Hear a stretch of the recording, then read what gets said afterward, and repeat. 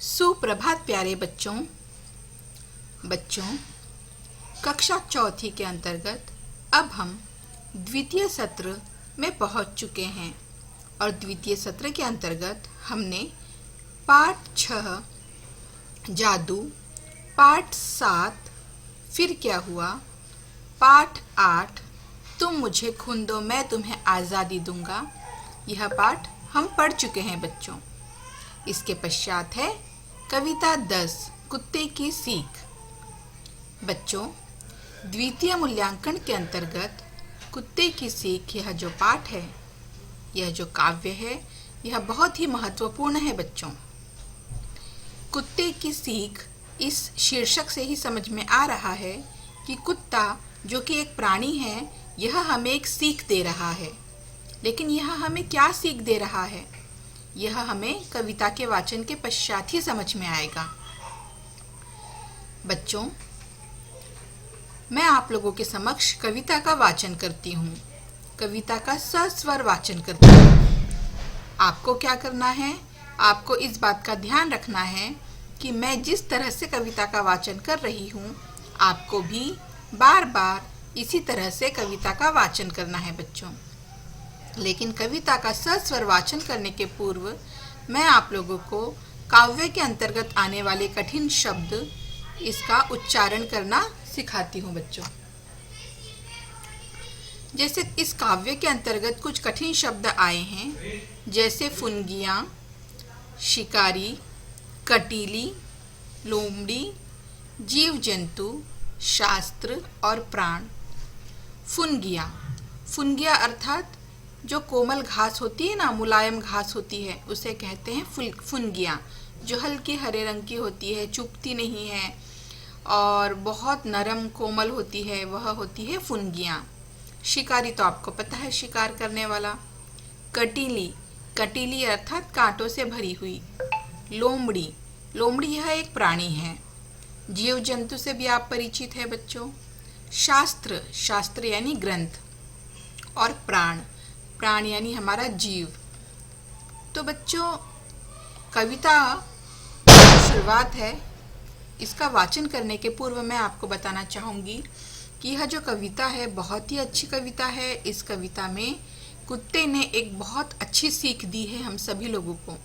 तो जब मैं कविता पढ़ूंगी, आप ध्यान से सुनेंगे और लास्ट में, कविता के अंत में, इस कुत्ते ने हमें सीख देने की कोशिश की है, तो हम ध्यान देंगे कि वह कौन सी सीख है। काव्य का स्पष्टीकरण मैं आपको अगले वीडियो में कराऊंगी।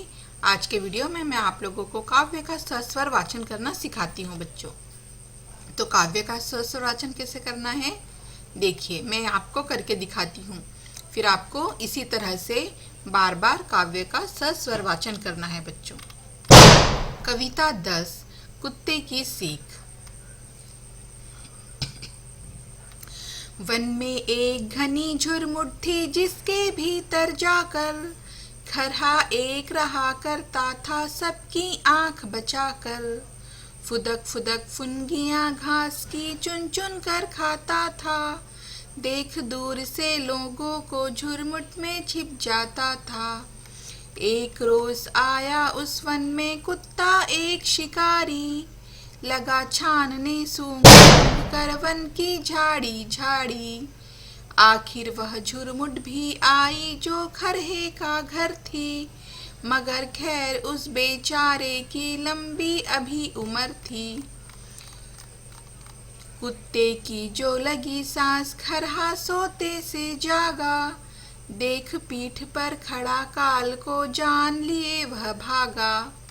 झपटा पंजा तान मगर खरहे को पकड़ न पाकर, पीछे पीछे दौड़ पड़ा कुत्ता भी जोर लगाकर। 4 मिनट तक खुले खेत में रही दौड़ यह जारी, इतने में आ गई सामने घनी कंटीली झाड़ी। भरकर एक छलांग गया छिप खरहा भी हड़वन में, इधर उधर कुछ सूंघ फिरा कुत्ता निराश हो मन में। एक लोमड़ी देख रही थी यह सब खड़ी किनारे, कुत्ते से बोली मामा तुम खरहे से हारे। इतनी मोटी देह लिए हो फिर भी थक जाते हो, उनके छोटे जीव जंतु को भी न पकड़ पाते हो।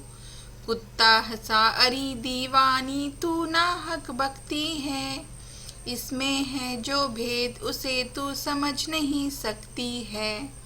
मैं तो दौड़ रहा था केवल दिन का भोजन पाने, लेकिन खरहा भाग रहा था अपनी जान बचाने। कहते हैं सब शास्त्र कमाओ रोटी जान बचाकर, पर संकट में प्राण बचाओ सारी शक्ति लगाकर। इस कविता के कवि है रामधारी सिंह दिनकर। तो बच्चों, काव्य के अंतर्गत जो यह अंतिम पंक्तियां हैं, यह अंतिम दो पंक्तियां, कहते हैं सब शास्त्र कमाओ रोटी जान बचाकर, पर संकट में प्राण बचाओ सारी शक्ति लगाकर। यह जो दो काव्य की जो दो पंक्तियां हैं, यही आपकी इस कविता की सीख है। अर्थात जो कुत्ता है वह यह कह रहा है कि जब हम रोटी कमाने निकल पड़ते हैं तो हमें जो रोटी है वह हमें कैसे कमानी चाहिए? इज्जत से, मेहनत से, है ना। यानी ये सब शास्त्र में लिखा है कि हमें गलत काम करके नहीं कमानी चाहिए, लेकिन जब ज़रूरत पड़े और हमारे प्राण संकट में पड़ जाए तो उस समय अपनी सारी शक्ति लगाकर अपने प्राण बचाने की कोशिश करनी चाहिए। अर्थात सारे शास्त्र कहते हैं कि जब आप अपना पेट पालने के लिए रोटी कमाने निकलते हैं तो आप रोटी जान बचाकर कमाइए, अपनी जान को जोखिम में मत डालिए। किंतु यदि आपके प्राण कभी जोखिम में पड़ जाते हैं तो अपनी सारी शक्ति लगाकर अपने प्राण बचाने की कोशिश ज़रूर करनी चाहिए। तो बच्चों, यह जो कविता है कुत्ते की सीख, इसमें यह बताने की कोशिश की गई है कि एक खरहा होता है जो वन की एक घनी झुरमुट में रहता है और घास की फुनगियां खाकर अपना जीवन व्यतीत करता है। अचानक एक दिन उस जंगल में एक शिकारी कुत्ता आता है। अब शिकारी कुत्ता तो अपना शिकार खोजेगा ही। वह शिकार खोजते खोजते उस झुरमुट के पास आ जाता है जहां पर वह खरहा रहता था। खरहे को खाने के उद्देश्य से वह खरहे पर पंजा मार देता है, लेकिन खरहा थोड़ी सी के वजह से बच जाता है और वहां से भाग निकलता है। अब खरहा और कुत्ता दोनों खरहा अपनी जान बचाने के लिए भाग रहा है और कुत्ता अपना भोजन पाने के लिए भाग रहा है। दोनों के भागने में फर्क है बच्चों। खरहा जब जान बचाने के लिए भाग रहा है तो उसकी गति अपने आप बढ़ जाती है, और क्योंकि वह अपनी जान बचाने के लिए भाग रहा है, उसके पास कोई रास्ता नहीं है। यदि वह रुक गया, यदि वह थोड़ा भी रुका तो उसकी जान चली जाएगी। जबकि शिकारी कुत्ता भोजन पाने के लिए दौड़ रहा है।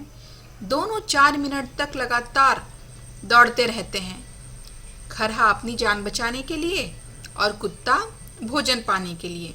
और तभी अचानक एक घनी कंटीली झाड़ी आ जाती है और खरहा बिना आव देखे ना ताव सीधा उस घनी कंटीली झाड़ी में कूद पड़ता है, क्योंकि वह जानता है कि यदि उसने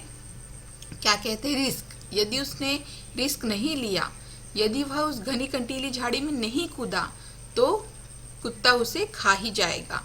तो उसके पास कोई रास्ता नहीं रहता है। कहते हैं ना, आगे कुआं और पीछे खाई। इस तरह की मुसीबत में खरहा फंस जाता है और वह सीधा घनी कंटीली झाड़ियों में कूद पड़ता है और उस झाड़ियों में से वह उस पार पहुंच जाता है। लेकिन जब यही कुत्ते को करने की नौबत आती है, घनी कंटीली झाड़ियों में से जाने की नौबत आती है, तो वह सोचता है कि खाना तो मुझे दिन भर में कहीं ना कहीं मिल ही जाएगा, मैं अपनी जान जोखिम में क्यों डालूं।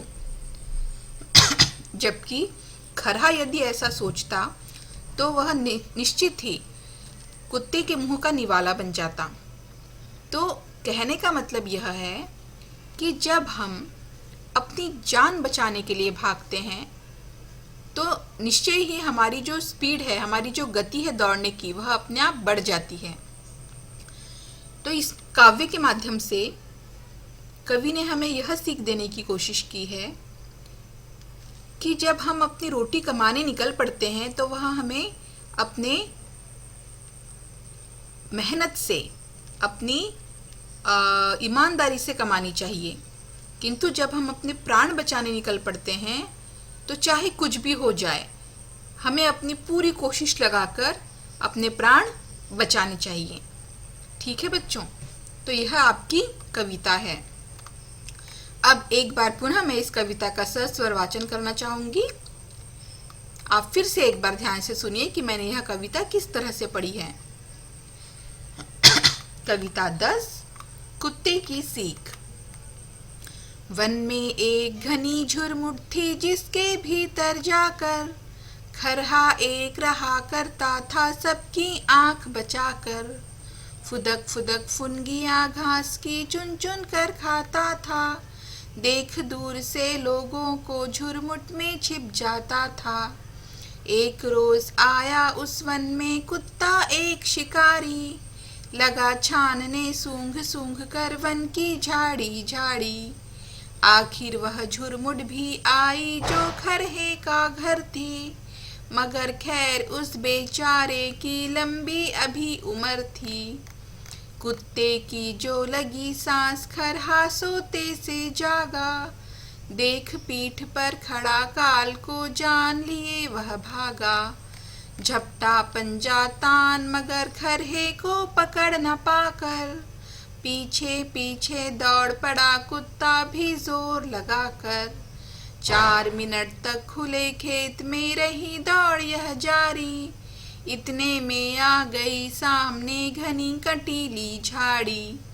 भरकर एक छलांग गया छिप खरहा भी हड़वन में, इधर उधर कुछ सूंघ फिरा कुत्ता निराश हो मन में। एक लोमड़ी देख रही थी यह सब खड़ी किनारे, कुत्ते से बोली मामा तुम तो खरहे से हारे। इतनी मोटी देह लिए हो फिर भी थक जाते हो, वन के छोटे जीव जंतु को भी न पकड़ पाते हो। कुत्ता हंसा अरी दीवानी तू ना हक बकती है, इसमें है जो भेद इसे तू समझ नहीं सकती है।